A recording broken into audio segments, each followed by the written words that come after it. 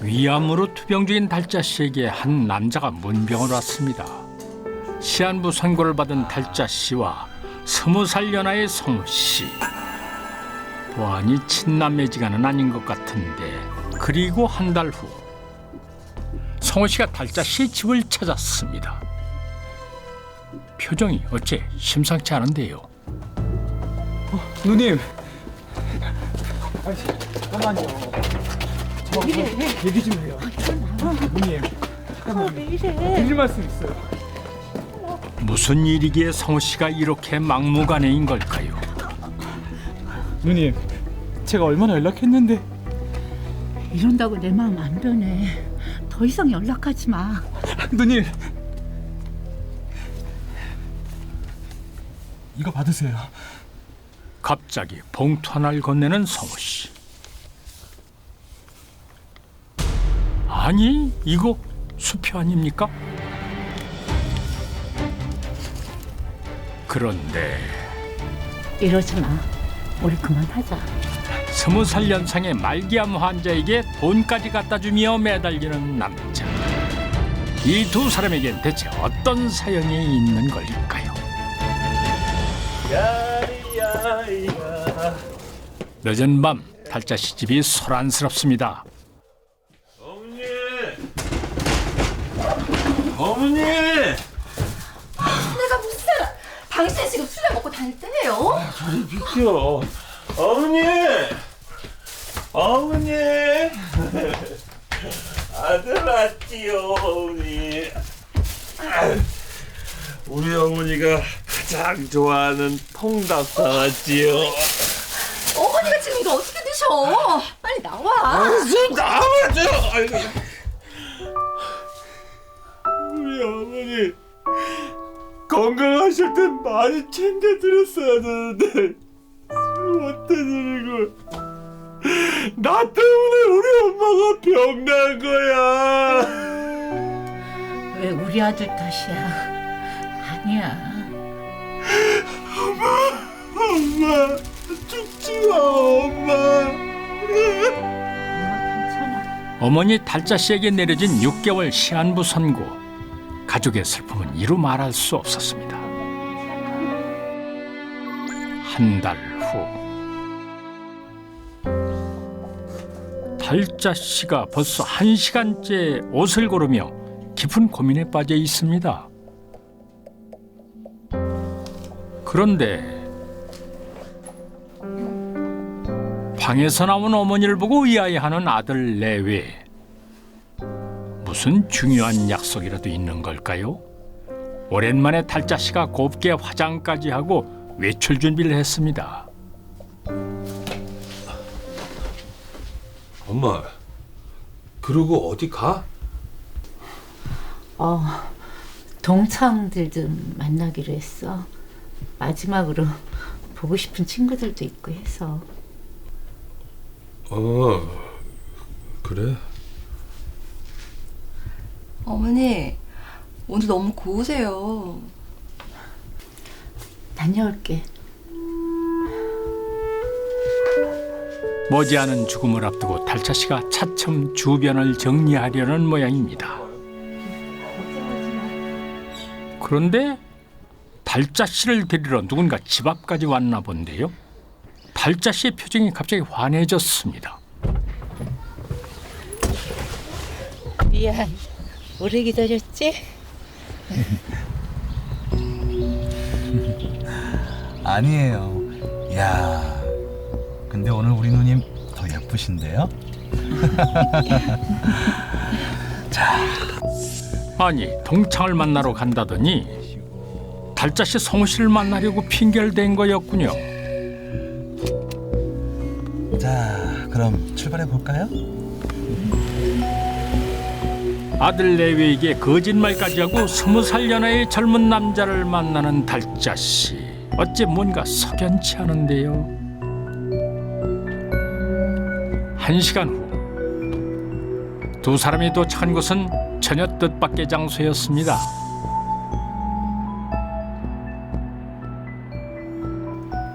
누님, 여기에요. 와, 이게 몇 평이야?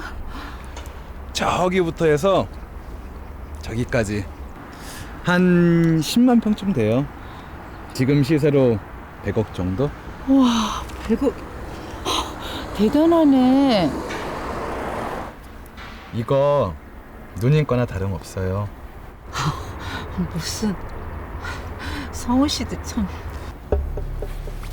무려 100억 원에 달하는 땅이 달자씨 거나 다름이 없다니 좀처럼 이해가 되지 않는 상황입니다. 두 사람 대체 무슨 관계인 거죠? 잠시 후 구청을 찾은 두 사람. 이들의 이해할 수 없는 행동은 계속됐습니다. 제가 개명을 해서 신고하러 왔는데요. 이게 개명 서류예요. 예? 뭐라고요? 달자란 이름을 화영으로 바꿨다는 것입니까? 네, 수고하세요. 시한부 선고를 받은 마당에 이름을 바꾸다니 참. 성우 씨, 이제 다 됐다. 그래요, 달자. 아니지. 화영 누님. 이제부터 새롭게 새 인생 시작하는 거예요? 그래. 이제 성우 씨만 믿을게. 달자 씨 가족 몰래 이름을 바꾸고 성우 씨와 남은 생을 즐기려는 걸까요? 보름 후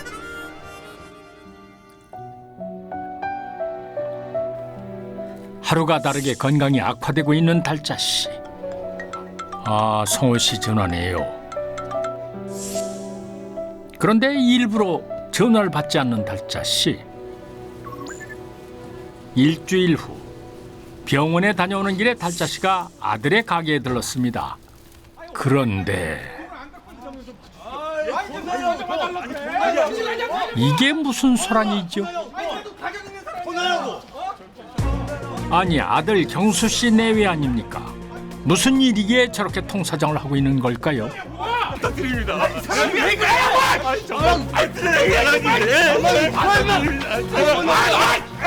아이고, 이를 어쩌면 좋습니까?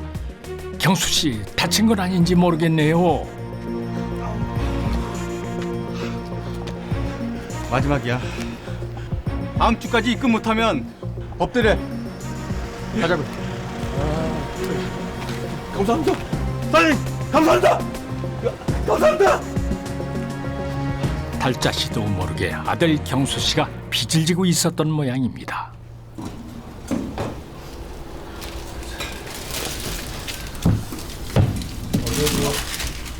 엄마.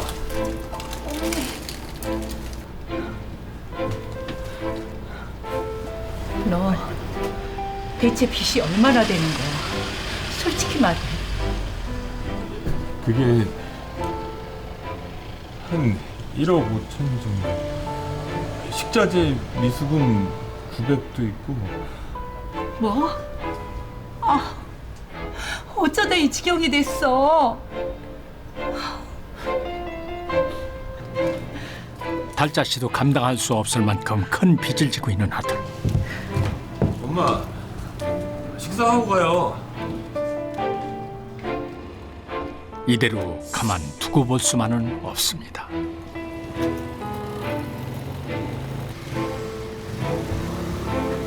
결심한 듯 누군가에게 전화를 거는 달자 씨.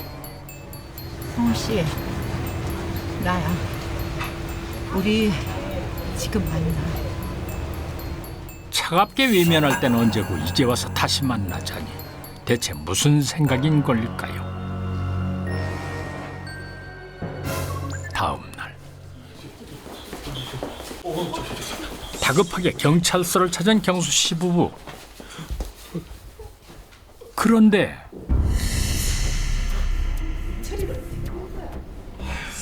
놀랍게도 어머니 달자 씨가 성호 씨와 함께 조사를 받고 있습니다. 엄마! 아니, 엄마가 여기 왜 있어? 어떻게 된 거야? 경수야, 그게... 형사님, 무슨 일이에요? 어머니께선 사기 혐의로 조사 중이십니다. 예? 사기요? 시한부 선고를 받은 말기암 환자가 사기라니요? 달자 씨는 대체 무슨 일을 벌이고 있었던 걸까요? 이야기는 2달 전으로 돌아갑니다. 말기암 진단을 받고 절망에 빠져있던 달자 씨. 6개월 시한부 선고를 받은 그녀에게 한 남자가 다가왔습니다. 안녕하세요, 사모님. 네. 이런 말씀 드리기 죄송하지만 혹시 암투병 중이세요? 예. 혹시 미래에 대한 준비는 해두셨나요? 그게 무슨... 외람된 말씀이지만 요즘에는 그 자식들한테 손 안 벌리려고 준비해 두신 분들이 많거든요. 달자 씨에게 상조 서비스 가입을 권하며 접근해온 김성호. 하지만 그의 속내는 따로 있었습니다.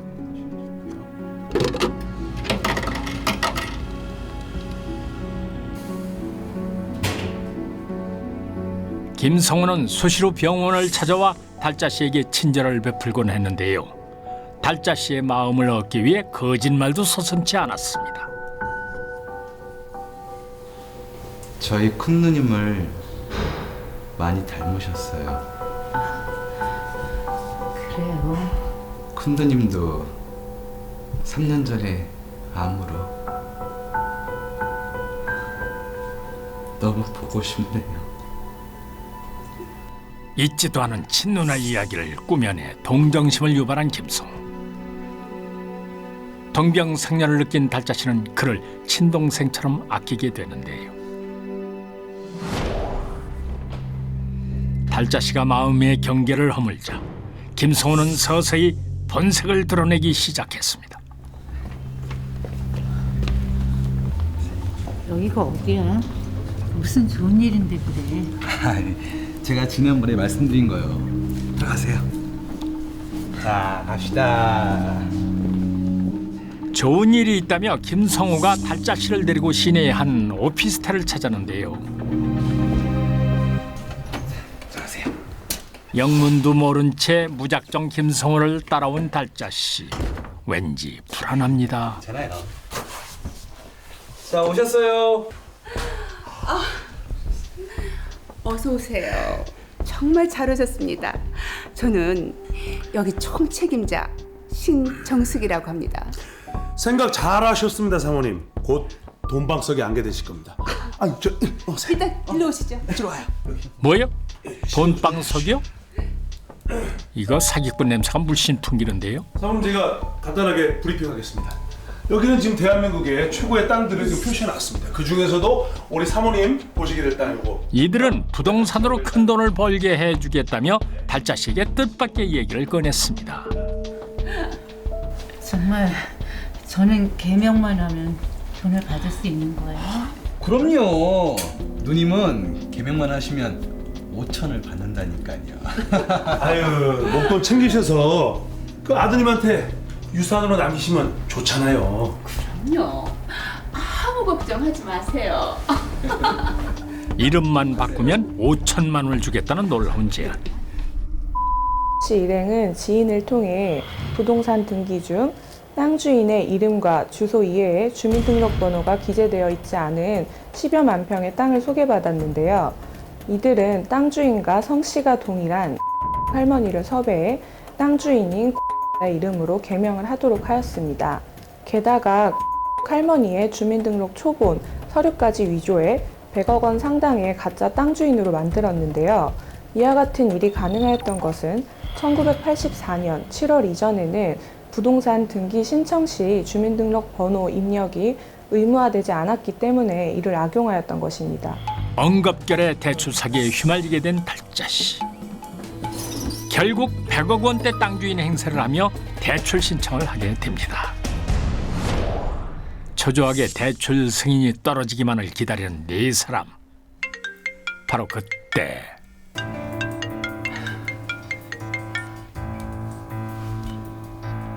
여보세요? 강화영 씨 되신가요? 아, 예. 여기 은행인데요. 대출 승인이 안 되셨어요. 아니 왜요? 예, 주민등록 초본 서류가 잘못돼서요. 계약 당일날 발급받은 서류를 준비해 주셔야 되는데 일주일 전 발급받은 서류를 제출하셨더라고요. 예. 아, 서류가 잘못돼 대출을 거절당하고 말았습니다. 야 임마, 똑바로 알아봐야 될 거 아니야. 아씨 이상하다. 아 전엔 안 그랬는데 이거. 아우 시끄럽고 빨리 다시 준비해.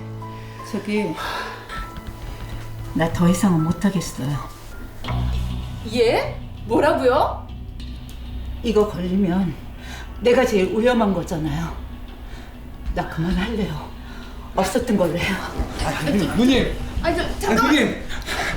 누님 이제 와서 왜 그러세요? 난 너무 무서워. 이건 좀 아닌 것 같아. 누님. 누님. 김성호의 감언 이설에 넘어가 사기 행각에 동참했지만 다행히 중간에 빠져나온 달자 씨. 그 후 김성호는 달자 씨의 마음을 되돌리기 위해 끈질긴 설득을 했고 급기야 선불금 5천만 원까지 건네며 매달렸지만 달자 씨의 태도는 단호했습니다. 그런데 돌부처 같던 그녀의 마음이 다시 흔들린 것 아들 경수 씨 때문이었습니다.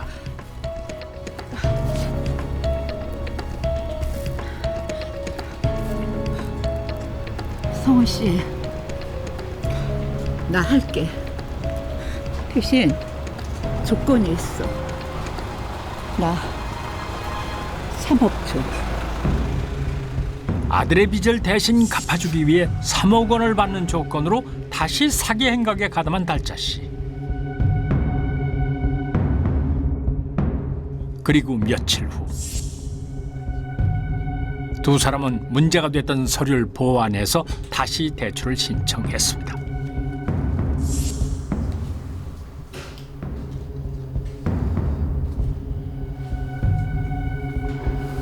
예, 잠시만 기다리세요.